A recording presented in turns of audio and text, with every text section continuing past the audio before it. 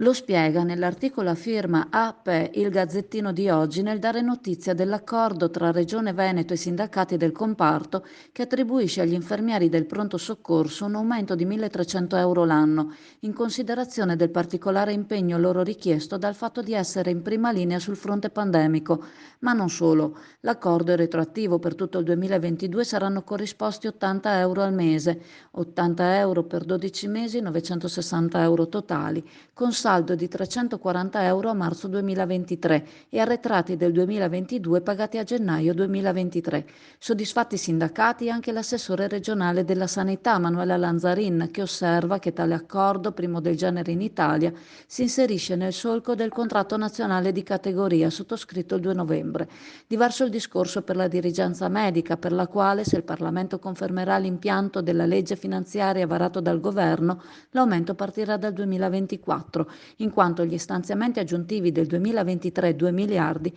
andranno a coprire i costi delle bollette, i vaccini e i farmaci anti-Covid, ma non per servizi e personale. La soluzione veneta, quindi, come dice l'assessore Lanzarin, non può essere altro che un primo passo, un segnale di rispetto per chi fa un lavoro essenziale ad alto rischio, almeno quanto quello dei medici, come rivendicano i sindacati della dirigenza medica, e che, pur con qualche centinaio di euro in più in tasca, resterà usurante fino a quando non saranno risolte le carenze di personale.